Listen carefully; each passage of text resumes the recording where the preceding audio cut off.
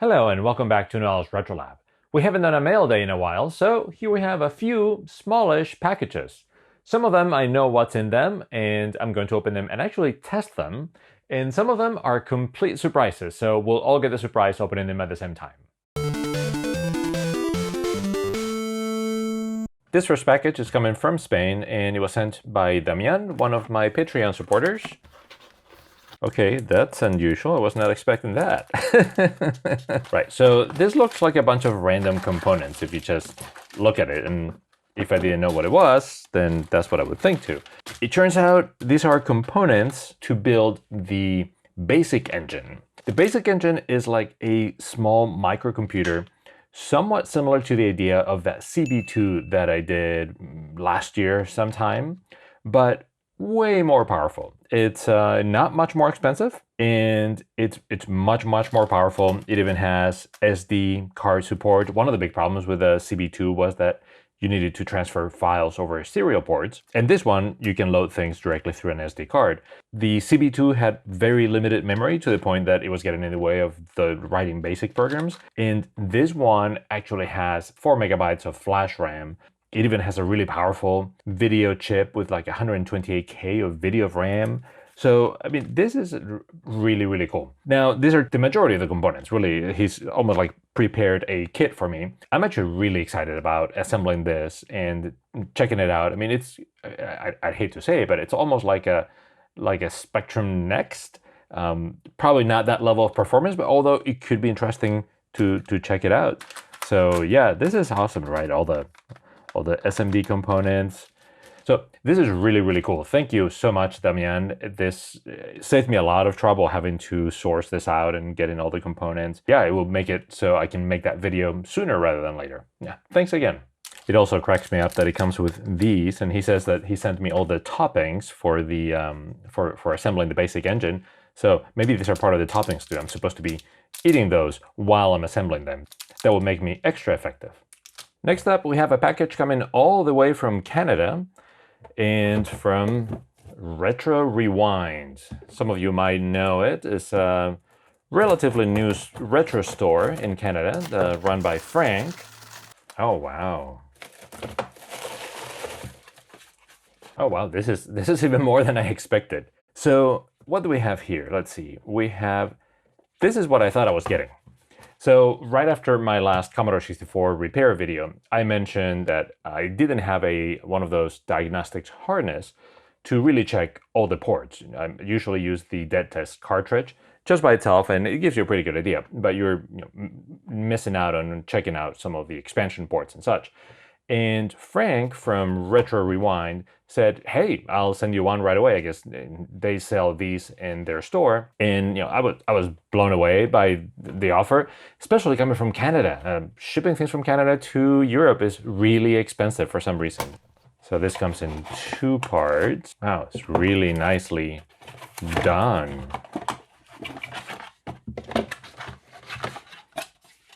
And this is the second box. Right, with all the cables. So how much assembly do we need to do here?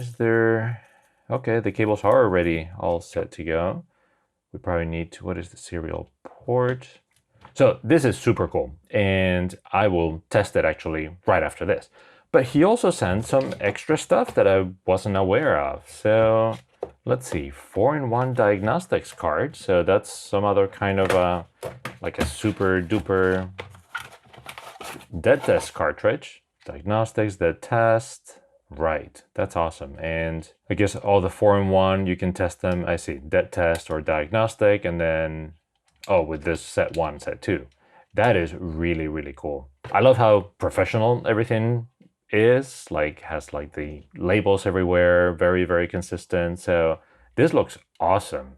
I definitely want to try it. And then he also threw in a Modem Emulator. That's right. I had heard of this, but I had never tried one. So this is very cool. It's something you plug in into the Commodore 64, and it makes it think that it has a modem, but really is using Wi-Fi for connection. And this probably lets you connect to BBSs and things like that. So that could be really fun to test. So let's actually go ahead, and before we move on, let's test this on a Commodore 64. And of course, it couldn't be any other way. We're gonna use the blue Commodore 64, of course. And yes, for those of you who noticed, I did fix the space key that was mounted backwards at the end of last video. Okay, so we would connect this in this edge connector. We'll find out if that is good enough or if we have connectivity problems in there. This goes in the cassette port right there. Those would be connected to the controller. It probably need to be in the correct one. So this is 1. That's that one. This one is 2. This goes on the keyboard right here. So the one minor thing that I'm seeing right now is that it would have been nice if this was pointing in towards the computer, so you could do it with the case on. As it stands with this here, we can't connect it because this hits the case. Nah, it's too close. So the case needs to come off completely. Now we should be able to plug in everything, no problem.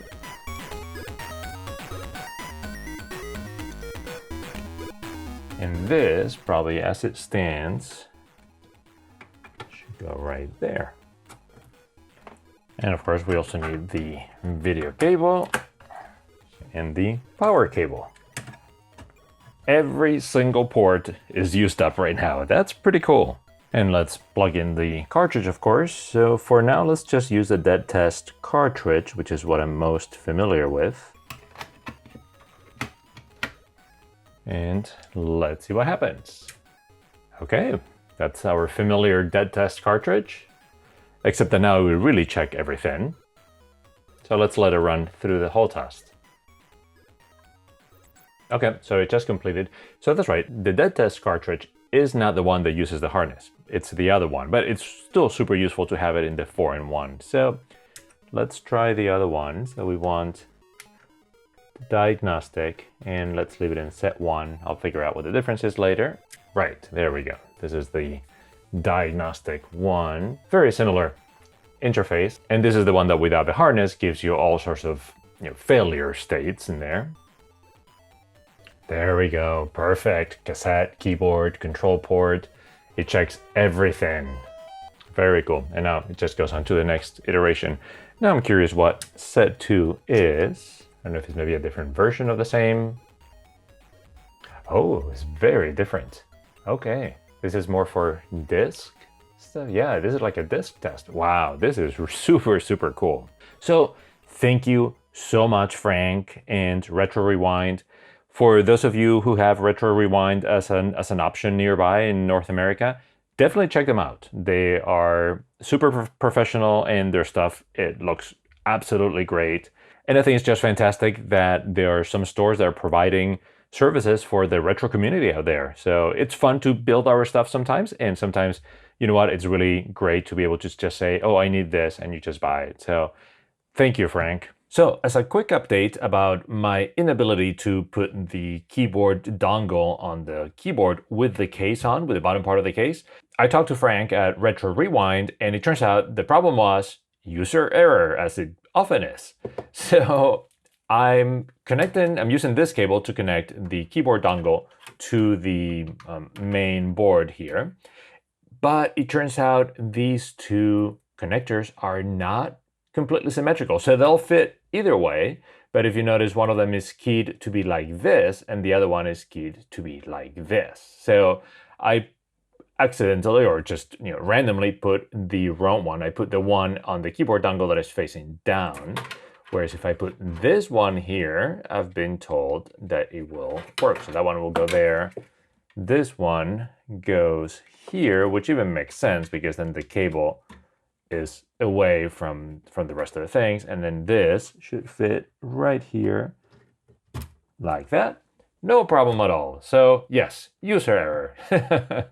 Next up, we have a box from Ratislav. I hope I pronounced that correctly. Coming all the way from Slovakia, and this one, I have absolutely no idea what's in here. Ratislav just said, hey, can I have your address? I want to send you something. And that's all I know. So let's find out. Oh, right. This is one of the original Amstrad joysticks, which by itself, it's not a very good option for controlling things, but it's probably the one that has the second joystick port, the one that it said in that video. There you go. I had a video about building your own gamepad and specifically about using 2 joysticks on an Amstrad CPC. And I mentioned that it was something that, for whatever reason, I just never saw back in the day. And a lot of you wrote in and said, no, one of the original Amsoft joysticks by Amstrad had that second port built in. So you could plug this in and then plug a joystick there. And I had never seen it. And that is really cool. So, oh, this is even a micro switch joystick.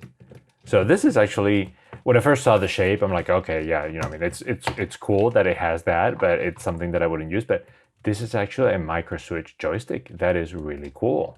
I didn't know they made, this one button's not working.